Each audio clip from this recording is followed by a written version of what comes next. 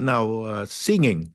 So of course, if that's your objective is to politically cripple, you can submit these testimonies to ICC. I don't know if this is an appropriate metaphor. It's like parang hinihimas yung baboy bagong katayin. Is that what's happened? I mean, I'm sorry. I mean, I don't know if it's appropriate, baka animal rights abuse. But Yeah, like hinihimas mo to get it ready for the ultimate, for the yeah. hammer to come down. Is that the situation now, honestly? I think the situation is that they're trying to get whatever they can get and just deliver this. I mean, at the end of the day, even if they don't deliver it, it's available to the ICC. And there's now no stopping any of those QUADCOM members testifying before the ICC. Right. So obviously there's the politics of this, there's also the legal politics in a sense that it makes it talagang almost untenable for these people not to face any accountability, and legally all the evidence is out there. So in short, irrelevant yung sinasabi ng former colleague niya sa Supreme Court, right? Parang hanash lang 'yan, di ba? Well, what he's saying is maybe what he's saying is there are many ways of skinning a cat. I mean, we don't have to officially, but my hunch is at the end of the day, they might cooperate. So let's lay down the scenario here. This is scenario building. Again, yung mga nagbabash sa atin, it's not prediction, it's a scenario building. So let's say, what is the most likely situation here? Now, this Quadcom hearings will really culminate in like as you said, Justice, an avalanche of testimonies, exposés, and witnesses. And then ICC will eventually issue something, right? Whether it's red notice or blue notice via the Interpol, among other things.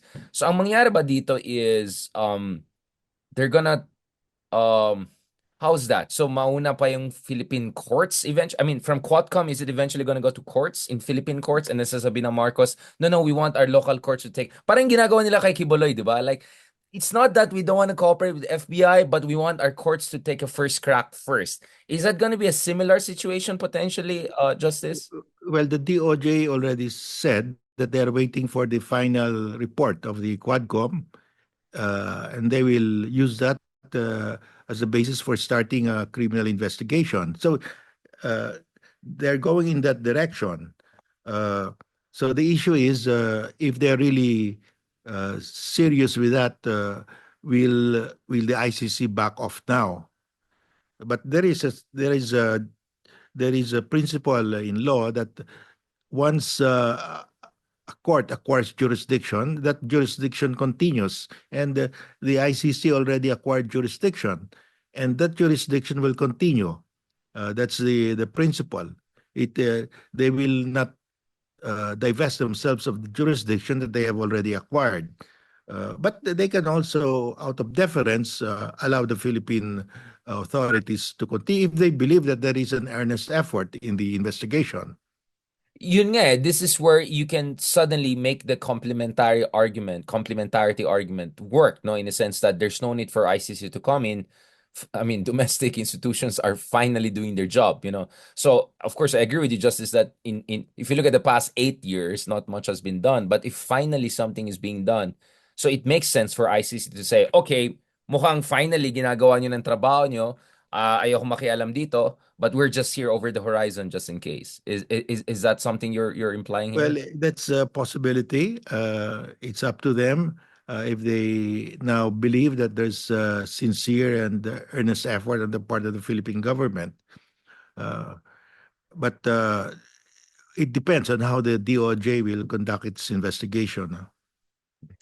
This is gonna be crazy. It's gonna be like court shopping and like, oh my god, and all of this just is gonna coincide with the midterm elections, right? I mean, it's gonna be quite a carnivalesque situation. Yeah, this will all happen while the campaign is going on. And you can see already the effect because Bato now is going down in the ranking. And even Bongo, right? He's not doing as well Yes, as. I I mean, there think was one Bongo will survey. start to go down. Yeah, so Bato is already alanganin. I think he's almost out of the, some would say. I mean, actually, ang bet namin ni Ronald Llamas, I don't know, Justice, what if you want to join the bet? ang bet namin sino maging mas mataas ang ranking, si Chavez Singson or si Bongo. So, we think both will lose, pero ang tanong, sino mas mataas? I'm betting for my fellow Ilocano, Chavit, to rank higher than Bato. So I'm just saying, I think if Chavit listens to my advice, he goes down with the jet, private jet niya and, all of this stuff. He might rank higher than Bato. But even Bongo medyo alanganin. Now, of course, this brings me to the Duterte's position in Davao. So I think nationally, medyo alanganin na yung Team Duterte, right? I don't know about Willie Revilla, mukhang wala pa siyang platform, mamaya na daw. I don't think Willie will even win. Wala silang competitive candidate in national politics. I think Bongo is the best they got, but Bongo does Bongo. He has his own interest. But none of the Dutertes ran also for national office. Kulelat si Baste, Pulong was not even within the conversation. And Digong eventually decided to really run for just mayor and not for national office. Is it because he feels na alanganin si Baste at he has to protect the rear? Or is it because even Digong doesn't have what it takes to run for national politics? What do you think about the decision of all the three Dutertes to stay in local, considering Sara was, boasting that, hindi, tatlo yung papatakbo namin sa Senate next year, tapos magpa-president na si Baste. That's quite a climb down from that boastful days. Well, they know that Baste could lose because he does not have it's not popular at all. So to save the kingdom, they're using the most powerful uh, uh, person that they can field, and that's the former president. No, they have two. It's either the former president or the incumbent vice president. Sara But goes down, yeah. yeah, but they cannot. Sarah is already in power, a heartbeat away from the presidency. So you would want to keep her there, no? And so they have to field uh, former President Duterte. And from what I hear, he's still very popular in Davao, although this could change, no, because of the QUADCOM hearings. So as of now, uh, I think he's still ahead in Davao, but this could change. This could change because they're against a Nograles clan who will likely get all the support and funding they need, right? I mean, like all the kalaban of Dutertes will now converge behind the Nograleses. Yes, well, I understand that Carlo will get the support, full support of the Speaker of the House and the President himself. So, because this is, if they want to knock out Sarah in 2028, this is one of the means of knocking her out, no? You go from backdoor yung attack nila, no? I mean, obviously it looks like on the paper Migs Nograles perhaps has a better chance of unseating Pulong than Carlo unseating Digong, considering what you mentioned that Digong is still a larger than life figure.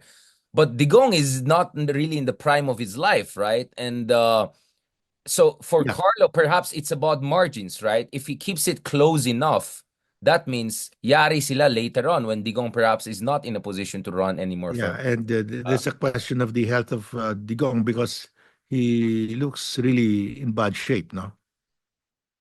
He looks very frail. Obviously, our best wishes to Yeah. anyone. Kahit team kadiliman ka ba, we're not, this is just a political analysis na actually, even if Digong wins this, the long-term prospects don't seem very promising for the House of Duterte here. Now, Justice, before we go to, kasi patapos na tayo sa team kadiliman, doon naman tayo sa kabila. But before we go there, habol lang sa team kadiliman, so, do you see a situation whereby mag-aaway na yung Congress and Senate? Kasi they want Bongo and Bato to testify in the QUADCOM. And then Bato, out of his, of course, Bato is a gentleman. Sabi niya, hindi siya mag-launch ng sarili niyang hearing because it will obviously, alam natin ang mangyari. But Bongo shamelessly said, no, no, no, I'm okay with it. And then Coco Pimentel is also now open to Senate hearing on the EJK issue. I was like, what's going on here in terms of legislative relations? Lower house, upper house. Well, they can both conduct the EJK hearings, and I think it's very risky for Bato and Bongo uh, to agree to EJK hearings because you cannot control the people who will be attending, and I am sure the like people like Garma will be called also, and they will all repeat what they said. Yari sila nun. But yun nga eh, do you feel that at some point they will feel compelled to testify at Quadcom? Mukhang malabo, no? It looks like Well, they will not kakailan, appear in the House. kakatayin sila. Yeah. Yeah, but I think it was a tactical mistake for them to agree. I mean, looking at it from their point of view, because then you have the other side will have another chance to present people like Karma, and her testimony is very devastating. My goodness. And there's more to come, no? Mas maraming mga police officials who know a lot, 'di ba, about yung mga inner workings na to. So, this could be the can of worms or Pandora's box situation, no? That the Garma could be the ultimate lock that opens the whole sa Pandora's box of what on earth was happening under Duterte. Now, let's transition, Justice, to kabilang team naman. Tapos na tayo sa Team Kadiliman. Let's talk again about itong PhilHealth fund issue. Because medyo nawala na siya sa headlines sa news, no? I mean, just to be honest, kasi nga laki tong Garma expose and all of that. Are you worried, Justice, that sa sobrang daming kababalagan na na-expose kay Duterte, hindi nyo ma-expose yung kababalagan ng kabila? I mean, what's going on here? So, sorry for being so direct. I mean, I have to ask it. Yeah. Well, we had to come out because uh, this one is a very big issue, and I'm sure the Duterte group will use this during the campaign. And they already said, in fact, Harry Roque already said, this is uh, anti-poor. What they're doing is uh, very anti-poor because this is the only chance for the poor to get health services. So this will become an election issue. It will not go away. Wait, Harry Roque, nakita ko lang kay Topacio. Where is Harry Roque? I mean, wait lang, ano bang natin dyan? Anong, Well, he's trying to his side, but I think they will eventually catch him. But I understand that the wife already left the country. Singapore. 'Di ba Uh, Singapore yung wife, 'di ba? Oo. yeah, Taray, taray. Um, yeah, I but don't know what. but uh, Richard, the Duterte group will make this PhilHealth funds a campaign issue because this will resonate with the Yeah, massa. absolutely. And also, I think Topacio the other, they columnist pala si Topacio ngayon. Ewan ko naman newspaper ang nag-hire naman yan. But Topacio had something also about the Maharlika Fund. How do you feel, Justice, about the fact that paras tayo nag-criticize sa policies ni BBM na kasama natin itong mga taong to? Do you feel honored and privileged, Justice, that we have teammates from Team Davao joining us? Well, the